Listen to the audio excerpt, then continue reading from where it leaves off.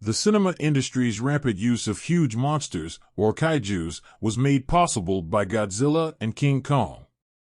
Even though there are more kaijus outside the ones with names that have made an impression on viewers, people still enjoy seeing these monsters perform on large screens. It was therefore just a matter of time until a shonen series featuring kaiju was presented to fans by someone in the manga and animation industries. The anime adaptation of Kaiju No. 8 was released around the same time that Godzilla x Kong, the new Empire hit theaters, even though it's not the first animated series centered around kaiju.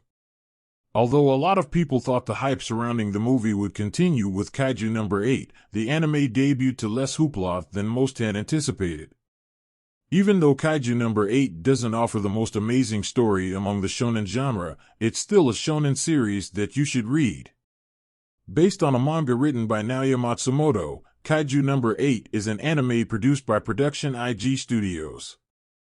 This story takes place in a fictionalized version of Japan, where massive kaijus roam the cities and wreak devastation. Thankfully, Japan has an elite military unit known as the Japan Defense Force, whose only objective is to destroy these wild creatures in order to safeguard humanity. Kafka, a kaiju corpse cleaner, is at the core of this farce and is fervently hoping to enlist in the Japan Defense Force. Kafka receives a major power boost at the hospital after seeing a little kaiju, which will help him get closer to his objectives. Like its shonen siblings, Kaiju No. 8's plot is plenty of hilarious and action-packed scenes. In order to outsmart and defeat their kaiju foes, Kafka and his colleagues in the Defense Force employ sophisticated tactics, military hardware, and human strength. Even though some fights seem to be one-sided, most brawls feature the heated back-and-forth banter that one would expect from a shonen in its early stages. It is also a well-varied comedy.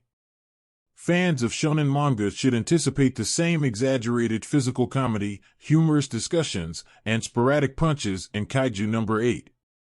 The comedy is well-timed such that it never gets in the way of the emotionally and critically intense parts of the show.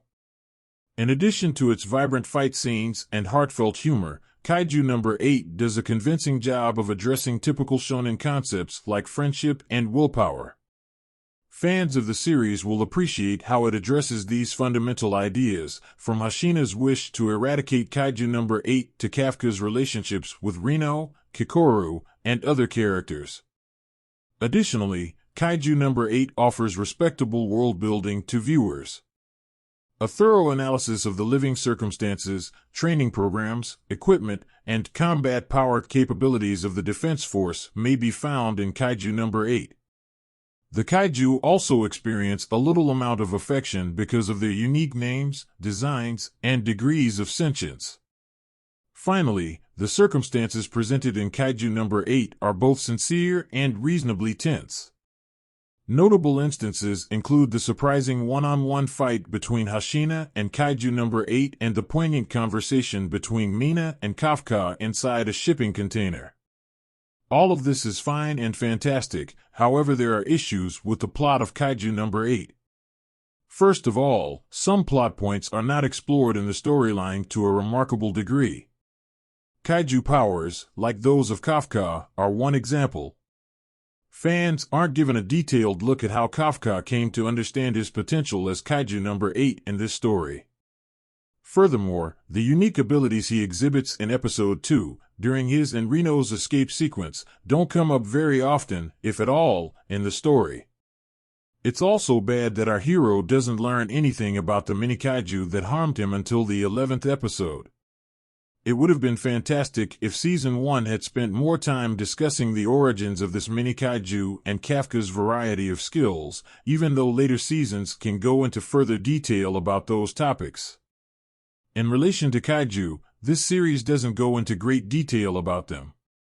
In contrast to this year's Delicious in Dungeon, Kaiju No. 8's monsters are shallow and uninteresting. Fans aren't given any important information about the creature's origins, homes, or other details by the story.